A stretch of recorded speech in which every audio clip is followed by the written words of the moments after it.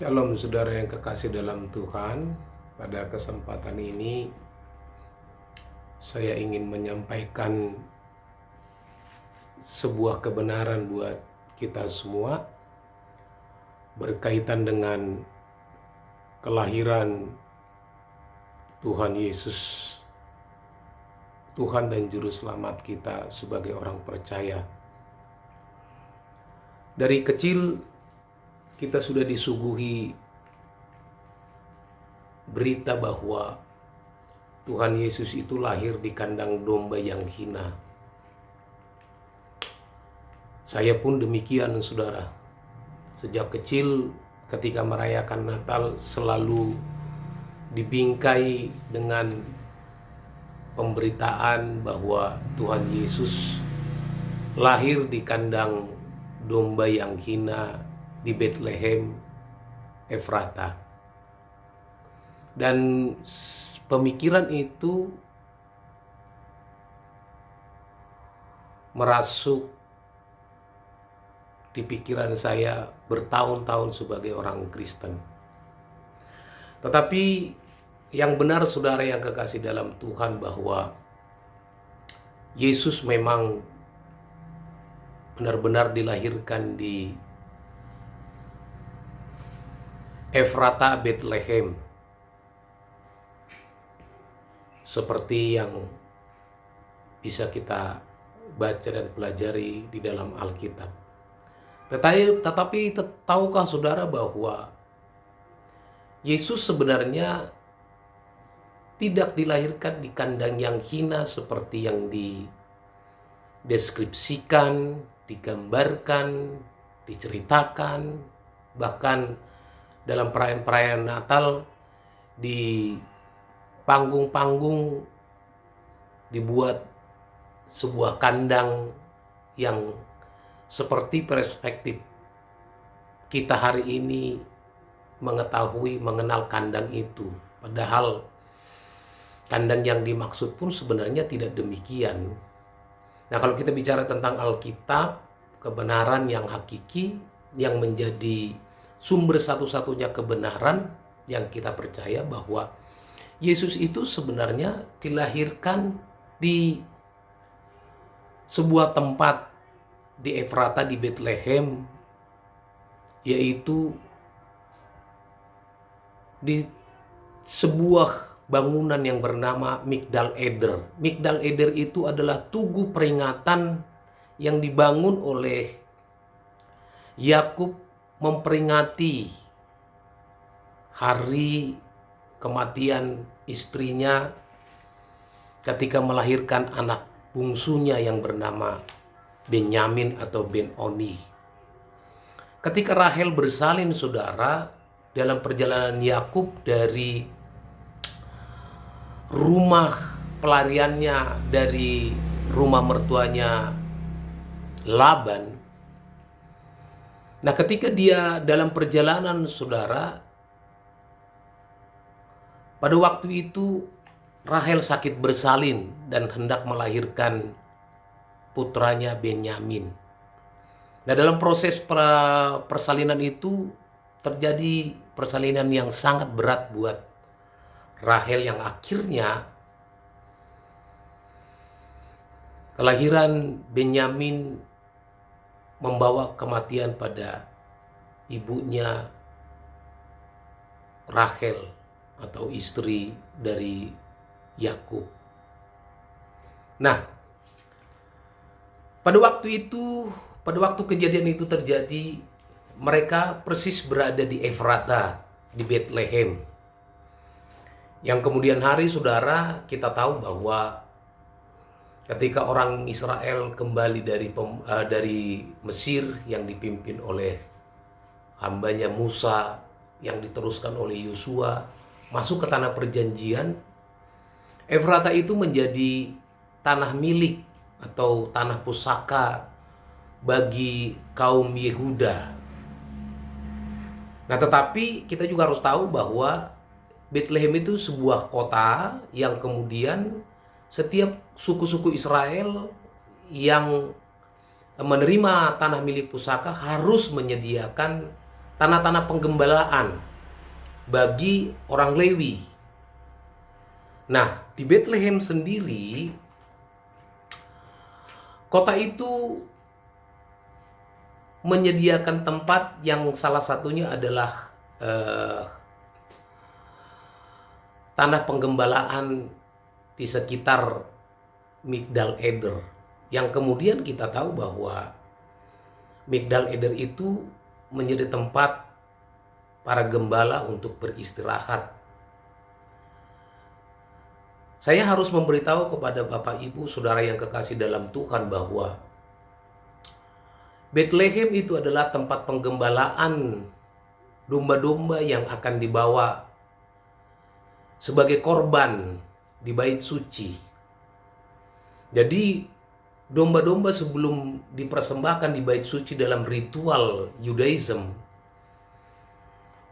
dipelihara dulu di Bethlehem. Jadi Bethlehem itu menjadi tempat di mana domba-domba yang mau dipersembahkan itu dipelihara, saudara. Di sana ada proses sortir nanti, mana domba yang layak, mana domba yang tidak layak untuk dipersembahkan sebagai korban persembahan. Nah, kenapa saya singgung ini? Karena hal ini memuat kebenaran, saudara. Sebab ketika Yesus harus dilahirkan di Efrata, di Bethlehem, di Migdal Eder, di Tugu itu, Yesus sebagai domba yang harus dipersembahkan, dikorbankan, haruslah berada di tempat di mana domba-domba secara lahiriah itu mengalami sortir, saudara, mengalami penyeleksian. Dan puji Tuhan, Yesus lahir di tempat itu dan mengalami penyeleksian, saudara. Sehingga tidak terbantahkan bahwa Yesus memang layak menjadi korban keselamatan bagi setiap orang. Nah, oleh karena itu saudara yang kekasih dalam Tuhan, kembali ke pembahasan awal bahwa Yesus sebenarnya tidak dilahirkan di kandang yang hina, sebab tempat lahirnya itu bukan sebuah kandang domba seperti perspektif kita, seperti pemikiran orang Timur. Sebab itu adalah sebuah bangunan yang sebenarnya itu sebuah tugu peringatan, sebuah menara, saudara. Nah, oleh karena itu ini akan menjadi koreksi buat kita bahwa Yesus tidak benar-benar dilahirkan di kandang yang hina. Bahwa memang pada peristiwa itu tidak ada tempat yang menerima Maria dan Yusuf dalam proses sensus penduduk yang diadakan oleh Kaisar Roma pada waktu itu, di mana Maria dan Yusuf harus kembali ke kampung halamannya. Ya, sebab kita tahu bahwa Yusuf itu dari keturunan Daud, dari suku Yehuda, dan dia harus mendaftarkan dirinya ke kampung halamannya. Nah, tetapi kita harus tahu bahwa tempat itu bukanlah tempat yang hina sebenarnya. Ya, saya sih setuju saja ketika itu kemudian direpresentasikan, diartikan bahwa tempat yang hina itu kemudian memberi makna kepada kita bahwa dia sebagai seorang maharaja yang harus lahir di tempat yang hina, supaya kita yang hina ini layak di hadapan Tuhan. Ya, saya kira hal-hal itu setuju saja. Tetapi motif saya dalam menyampaikan ini adalah supaya kita mendapat perspektif yang berbeda dari kebenaran Alkitab bahwa Yesus lahir di tugu peringatan kematian Rahel dalam proses persalinannya melahirkan anak bungsunya Ben-Oni. Hal itu saudara bisa perhatikan di dalam Alkitab kita di Kejadian pasal 35 ayat 19 dan ayat 20 dan 21. Demikianlah Rahel mati, lalu ia dikuburkan di sisi jalan ke Efrata, yaitu Betlehem. Yakub mendirikan tugu di atas kuburnya. Itulah tugu kubur Rahel sampai sekarang. Ayat 21, sesudah itu berangkatlah Israel, lalu ia memasang kemahnya di seberang Migdal Eder. Baik saudara yang kekasih dalam Tuhan, semoga kebenaran singkat yang saya sampaikan ini membangun kebenaran yang baru buat kita dalam memperingati Natal pada tahun 2023 ini. Semoga kebenaran ini memperkaya wawasan kita, wacana kita sebagai orang Kristen. Namun yang terpenting di akhir dari kesempatan ini saya mau memberitahu kepada saudara, Natal tidak berarti, Natal tidak bermakna kalau Yesus hanya lahir di Efrata, Bethlehem.